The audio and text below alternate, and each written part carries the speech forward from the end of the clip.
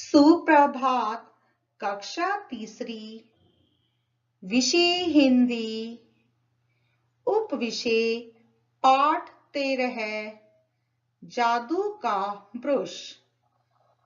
पुस्तक का नाम गुलमोहर हिंदी पाठ्य पुस्तक।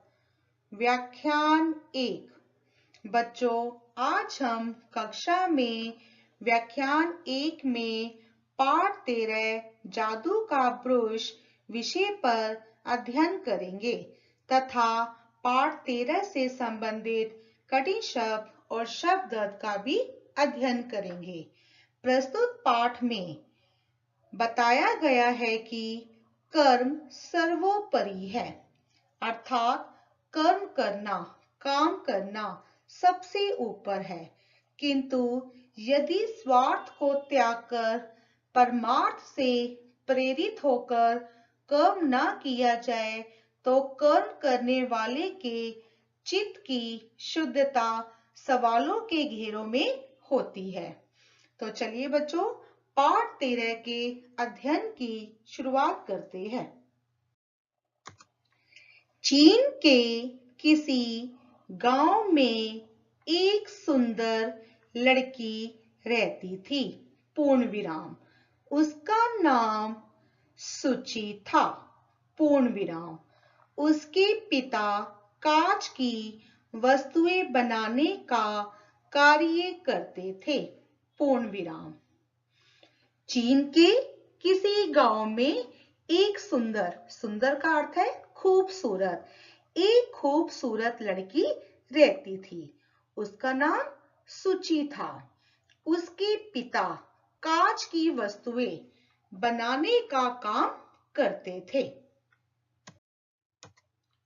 मां के न होने के कारण घर के सारे काम सुची को ही करने पड़ते थे। पूर्ण विराम। वह प्रतिदिन स्कूल जाती थी। पूर्ण विराम। सदैव प्रसन्न रहने वाली सुची को कभी किसी ने उदास या शिकायत करते नहीं देखा था। पूर्ण विराम। सुची की मां नहीं थी। वह अपने पिताजी के साथ चीन के किसी गांव में रहती थी। वह बहुत ही सुंदर थी और उसके पिताजी कांच की वस्तुएं बनाने का काम करते थे। तो मां के ना होने के कारण घर, घर का पर्यायवाची है गृही, घर का पर्यायवाची है गृही, घर के सारे काम सुची को ही करने पड़ते थे। वह प्रतिदिन, प्रतिदिन का अर्थ है रोज, हमेशा, वह रोज स्कूल, स्कूल का अर्थ है पाठशाला या विद्यालय, वह प्रतिदिन, वह रोज स्कूल जाती थी। सदैव प्रसन्न, प्रसन्न का अर्थ है खुश, सदैव मीन्स हमेशा, सदैव प्रसन्न रहने वाली सुची को कभी किसी ने उदास, उदास का अर्थ है दुखी, या शिकायत, शिकायत का अर्थ है उल्हाना, करते नहीं देखा था। क्योंकि सुची की मां भी नहीं थी, इसी कारण उसे घर के सभी काम करने पड़ते थे और वह हमेशा स्कूल भी जाती थी और सदैव प्रसन्न रहने वाली, हमेशा खुश रहती थी और इसको कभी भी किसी ने उदास अर्थात दुखी या शिकायत करते हुए नहीं देखा था। उसके बहुत से मित्र थे। पूर्ण विराम। पर घर के काम इतने होते कि उसे खेलने का वक्त बहुत कम मिलता था। पूर्ण विराम। छोटी सी सुची को लोगों के काम आना अच्छा लगता था। पूर्ण विराम। उसके बहुत से मित्र थे। मित्र का अर्थ है दोस्त। उसके बहुत से मित्र थे पर घर के काम इतने होते थे, उसे खेलने का वक्त, वक्त का अर्थ होता है समय, बहुत कम मिलता था क्योंकि उसकी मां नहीं थी। वह स्कूल भी जाती थी और घर के सभी काम भी करती थी और हमेशा खुश रहती थी, कभी भी उदास नहीं होती थी और कभी भी किसी की शिकायत नहीं करती थी। छोटी सी सुची को लोगों के काम आना अच्छा लगता था। उसे दूसरों की मदद करना बहुत अच्छा लगता था। एक दिन काम करते हुए सुची के पिता का हाथ आग से जल गया। डॉक्टर ने कहा इन्हें ठीक होने में कुछ महीने लगेंगे और इनके इलाज में भी काफी पैसे लगेंगे। पूर्ण विराम। एक दिन जब उसके पिताजी क्या करते थे, कांच की वस्तुएं बनाने का काम करते थे। एक दिन काम करते हुए सुची के पिता का हाथ जल गया। उसके पिता का हाथ जल गया तो वह उसे दौड़ी दौड़ी अपने पिताजी को लेकर डॉक्टर के पास गई। तो डॉक्टर ने कहा इन्हें ठीक होने में कुछ महीने लगेंगे, कुछ महीने लगेंगे और इनके इलाज में भी काफी पैसे लगेंगे और इनके इलाज में भी काफी पैसे लगेंगे। कुछ महीनों तक ये काम पर भी नहीं जा सकते। पूर्ण विराम। इसलिए सुची ने स्कूल छोड़ दिया और एक धनी स्त्री के घर में काम करने लगी। पूर्ण विराम। जैसी ही उसे पता चला कि उसके पिताजी कुछ महीनों तक काम पर नहीं जा सकते, तो उसने यह सोचा कि घर का खर्चा कैसे चलेगा। तो सुची ने स्कूल छोड़ दिया और एक धनी, धनी का अर्थ होता है अमीर, एक धनी स्त्री के घर में काम करने लगी। एक अमीर औरत के घर में काम करने लगी। वह स्त्री धनी तो थी, अल्प विराम, पर उसका मन बहुत छोटा था। पूर्ण विराम। सुची जैसी छोटी लड़कियों से अत्यधिक काम कराना उसकी आदत थी। पूर्ण विराम। उस धनी स्त्री के घर में चित्रों का भी एक कमरा था। पूर्ण विराम। उसमें अनेक सुंदर चित्र टंगे थे। पूर्ण विराम। वह स्त्री जिसके घर सुची ने काम करना शुरू किया था, वह जो औरत थी वह बहुत ही अमीर थी। वह औरत अमीर तो थी पर उसका मन बहुत छोटा था। सुची जैसी छोटी लड़कियों से अत्यधिक, मीन्स इसका मतलब है हद से अधिक। अत्यधिक का अर्थ है हद से अधिक काम कराना उसकी आदत थी। उस धनी स्त्री के घर में चित्रों का भी एक कमरा ऐसा था जिसमें बहुत सारे चित्र टंगे हुए थे। चित्रों का भी एक कमरा था, उसमें अनेक सुंदर चित्र टंगे थे। वे चित्र फूलों, बच्चों, जंगलों, समुद्रों आदि के थे। सुची को उस कमरे की सफाई करने में अधिक समय लगता था। पूर्ण विराम।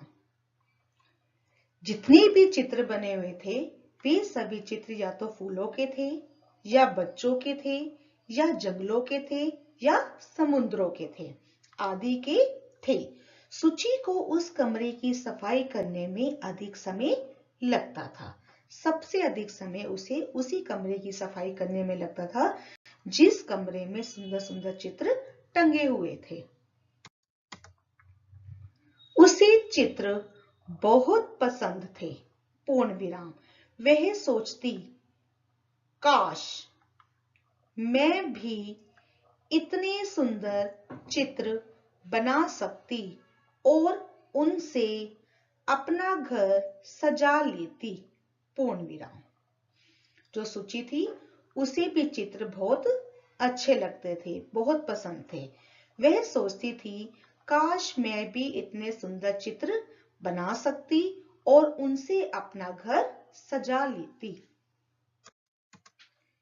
एक दिन उसका जन्मदिन आया। पूर्ण विराम। सुचि के लिए वह भी रोज की तरह निकल गया। पूर्ण विराम। रात को उसके पिता उसके लिए मिठाई लाए।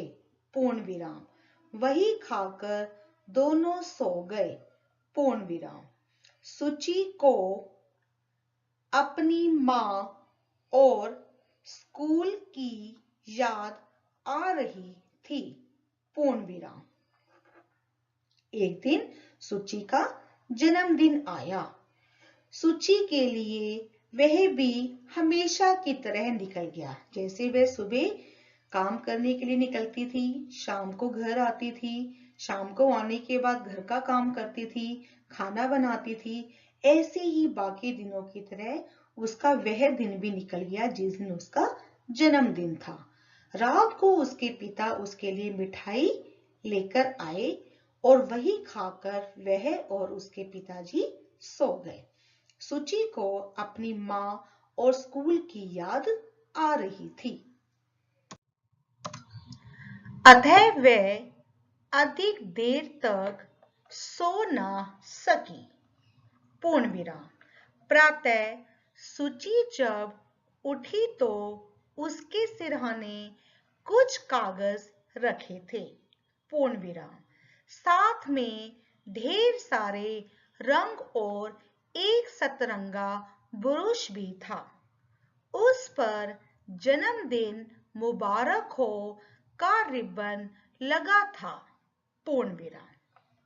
अतः वह अधिक देर तक सो न सकी।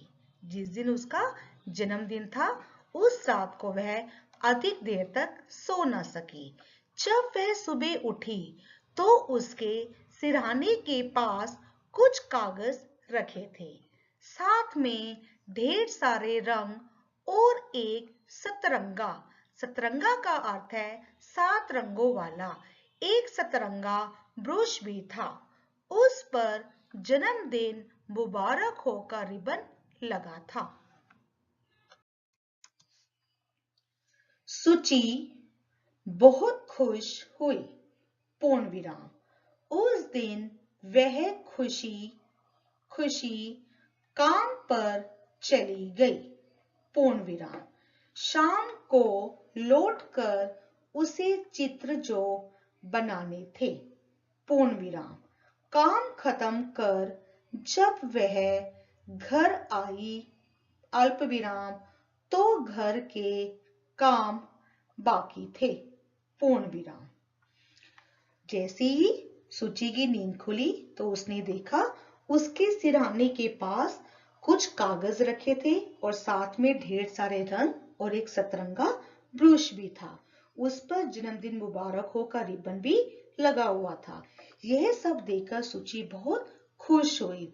उस दिन वह खुशी खुशी काम पर भी चली गई। शाम को लौटकर उसे चित्र जो बनाने थे। काम खत्म कर जब वे घर आई तो घर के काम बाकी थे। उन्हें करते करते देर हो गई। पूर्ण विराम। ब्रुश से उसने एक फूलदान और उसमें कुछ रंग बिरंगे फूल बनाए। पूर्ण विराम। इतना बनाकर वह सो गई। पूर्ण विराम। प्रातः उसकी आंखें खुली तो कमरे में फूलों की खुशबू आ रही थी। पूर्ण विराम। उसके पिता यह सब देखकर दंग रह गए कि उसका बनाया फूलदान और वे फूल सचमुच के हो गए थे। पूर्ण विराम। सुची बहुत खुश हुई, पूर्ण विराम। उन्हें करते करते देर हो गई। रात को जब वह काम कर रही थी तो उसे करते करते देर हो गई। ब्रश से उसने एक फूलदान और उसमें कुछ रंग बिरंगे फूल बनाए। घर का काम करने के बाद उसने अपनी चित्रकारी करना शुरू कर दिया। उससे एक फूलदान बनाया और उसमें कुछ रंग बिरंगे फूल बनाए। इतना बनाकर वह सो गई और जैसे ही सुबह उसकी आंख खुली तो कमरे में फूलों की खुशबू आ रही थी। उसके पिता यह सब देखकर दंग रह गए। दंग रह गए का अर्थ होता है हैरान रह गए, चकित रह गए कि उसका बनाया फूलदान और वे फूल सचमुच के हो गए थे। तो यह सब देखकर सुची बहुत खुश हुई। दूसरे दिन शाम को उसने एक गाय का चित्र बनाया और साथ में एक घोड़ा भी, पूर्ण विराम। प्रातः उठकर देखा तो वास्तव में उसकी झोपड़ी के बाहर सफेद गाय और घोड़ा घास चर रहे थे, पूर्ण विराम। सुची उस दिन घोड़े पर बैठकर काम पर गई, पूर्ण विराम। उसने बारी बारी से अपनी सारी सहेलियों को घोड़े की सैर कराई, पूर्ण विराम। दूसरे दिन, पहले दिन तो उसने एक फूलदान बनाया और उसके अंदर रंग बिरंगे फूल बनाए। सुबह उठकर देखा तो वे असली के बन गए थे। अब दूसरे दिन जब वह वापस घर आई तो उसने शाम को एक गाय का चित्र बनाया और साथ में एक घोड़े का चित्र बनाया। अब सुबह उठकर देखा तो वह वास्तव में उसकी झोपड़ी के बाहर सफेद गाय और घोड़ा घास चर रहे थे। सुची उस दिन घोड़े पर बैठकर काम पर गई और उसने बारी बारी से अपनी सारी सहेलियों को घोड़े की सैर कराई, क्योंकि जो उसके पास ब्रश था वह जादू का था। उस दिन के बाद से यही सिलसिला बन गया कि सुची चित्र बनाती जाती और वे चीजें सचमुच सामने आ जाती, पूर्ण विराम। कभी किसी के लिए गेंद तो किसी के लिए मिठाई, किसी के लिए माला तो किसी के लिए रंग बिरंगे वस्त्र। सुची लालची नहीं थी, पूर्ण विराम। उस दिन के बाद से यही सिलसिला, सिलसिला का अर्थ है क्रम, उसी दिन के बाद से यही क्रम बन गया कि सुची चित्र बनाती जाती और वे सब कुछ असली का बन जाता, उसके सामने आ जाती। कभी किसी के लिए गेंद बनाती तो किसी के लिए मिठाई बनाती तो किसी के लिए माला बनाती तो किसी के लिए रंग बिरंगे कपड़े बनाती। लेकिन जो सुची थी वो लालची नहीं थी।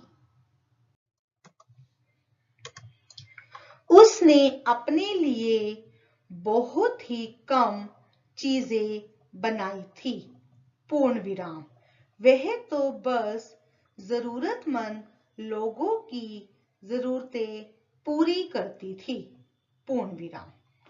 उसने अपने लिए तो बहुत ही कम चीजें बनाई थी।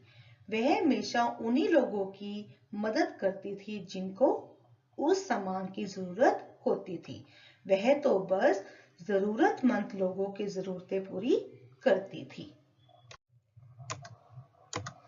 जब उसकी मालकिन को पता चला कि सुची के पास जादू का ब्रश है, अल्प विराम, तो वह उसके घर आ धमकी, पूर्ण विराम।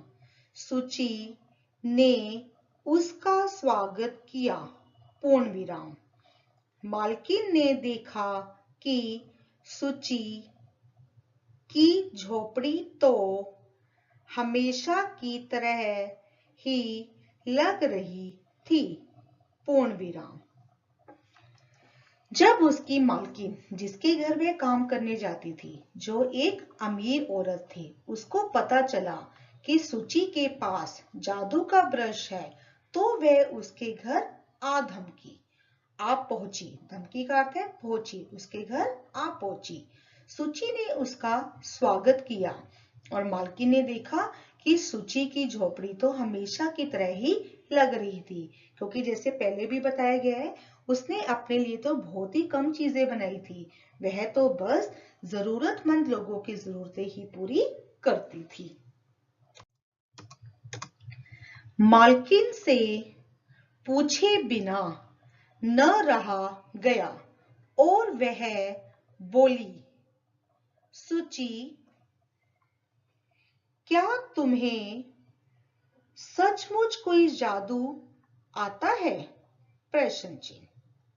मालकिन से पूछे बिना रहा न गया, तो वह बोली, सुची, क्या तुम्हें सचमुच कोई जादू आता है? उसने कहा, हाँ मालकिन, यह सच है, पूर्ण विराम। क्या मैं आपके लिए कुछ बना दूं? तो सुची ने बोला, क्या मैं आपके लिए कुछ बना दूं? सुची ने भोलेपन से पूछा, पूर्ण विराम।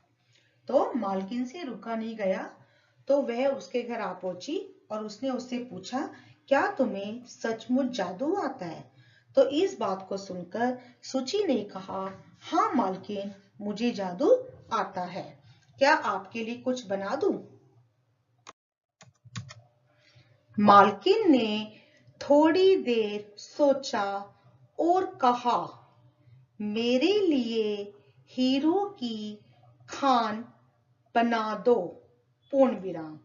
वह खान तो यहाँ आ नहीं पाएगी, तो मुझे ही खान में पहुंचा दो, पूर्ण विराम। तो सुची ने कहा, जो हुक्म मालकिन। सुची बोली, पूर्ण विराम। मालकिन ने थोड़ी देर तक सोचा कि मैं इससे क्या बनवाऊं, और उसे कहने लगी कि मेरे लिए हीरो की खान बना दो। हीरो का मतलब कीमती पत्थर जो होता है, हीरा, कीमती पत्थर की खान बना दो। वह खान तो यहाँ आ नहीं पाएगी, तो मुझे ही खान में पहुंचा दो। तो ये सब सुनकर सुची बोली, जो हुक्म मालकिन।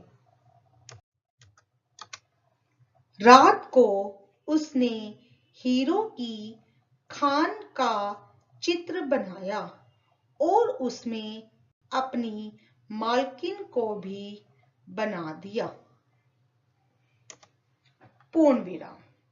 रात को उसने हीरो की खान का चित्र बनाया और उसमें अपनी मालकिन को भी बना दिया। सुबह उठकर जब वह काम पर गई, अल्प विराम, तो देखा कि हवेली में बहुत हंसी खुशी का माहौल था, अल्प विराम, क्योंकि मालकिन गायब हो गई थी, पूर्ण विराम। अब उसने क्या किया, हीरो की खान का चित्र बनाया और उसमें अपनी मालकिन को भी बना दिया। अब सुबह उठकर जब वह काम पर गई, तो वहां पर हवेली पर पहुंचने के बाद उसने देखा बहुत ही हंसी खुशी का माहौल। माहौल का अर्थ होता है वातावरण। बहुत ही हंसी खुशी का माहौल था, क्योंकि मालकिन गायब हो गई थी। हवेली के सब लोग हंस खेल रहे थे, पूर्ण विराम, जैसे कोई त्योहार मनाया जा रहा हो, पूर्ण विराम। सबने सुची से कहा, मालकिन, की वापसी का चित्र न बनाना पूर्ण विराम। वह हीरो के बीच खुश होगी और यहाँ हम उसके बिना खुश है पूर्ण विराम। तो हवेली के सब लोग बड़े ही खुश हो रहे थे, हंस रहे थे, खेल रहे थे, जैसे कोई त्योहार मनाया जा रहा हो। सबने सुची से कहा, मालकिन की वापसी का चित्र न बनाना, वह हीरो के बीच खुश होगी और आज हम उसके बिना यहाँ पर खुश हैं। धीरे धीरे उसके कागज खत्म हो गए और रंग भी, लेकिन सुची को इसकी फिक्र कहाँ थी पूर्ण विराम। उसके पिता का हाथ भी अब ठीक हो गया था पूर्ण विराम। अब उसके जिस कागज के ऊपर वह चित्रकारी करती थी वह कागज भी खत्म हो गए और रंग भी खत्म हो गए, लेकिन सुची को इस चीज की फिक्र नहीं थी, क्योंकि उसके पिता का हाथ भी ठीक हो गया था, वह भी काम पर जाने लग गए थे। अगर काम पर कोई भी व्यक्ति जाएगा तो उससे पैसे तो मिलेंगे, तो वह उन पैसों से कागज और रंग आसानी से खरीद सकती थी। उसका स्कूल जाना फिर शुरू हो गया पूर्ण विराम। मित्र फिर मिल गए पूर्ण विराम। साथ में एक गाय और एक घोड़ा भी, और उसे क्या चाहिए था। उसका स्कूल जाना भी शुरू हो गया क्योंकि उसके पिताजी का हाथ ठीक हो गया था।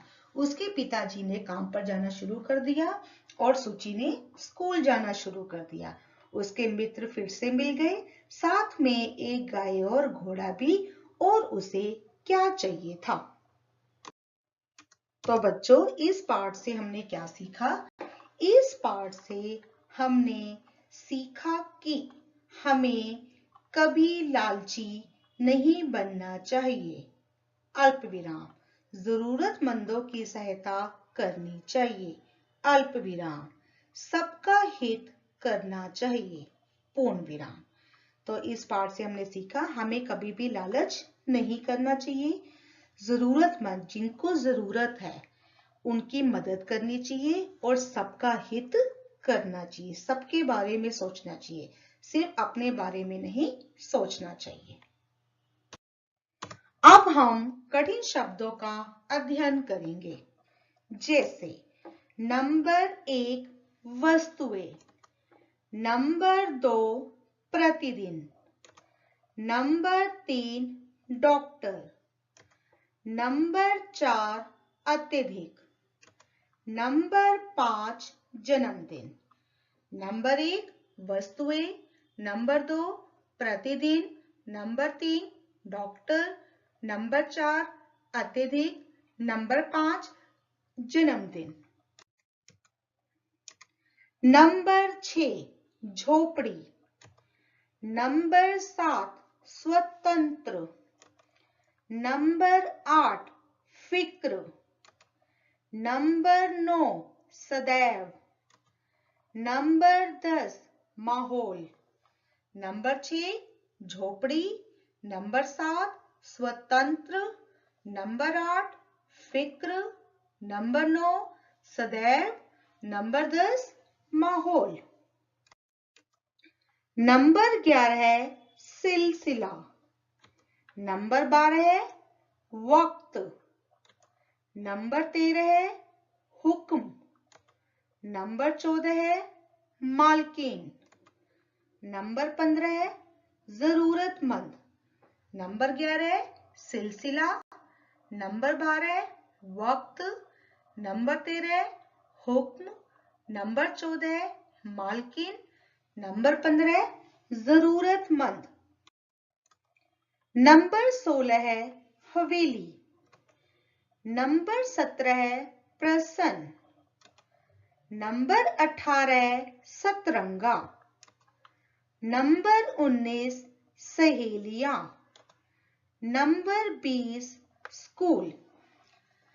नंबर 16 हवेली। नंबर 17 प्रसन्न। नंबर 18 सतरंगा। नंबर 19 सहेलियां। Number 20 school.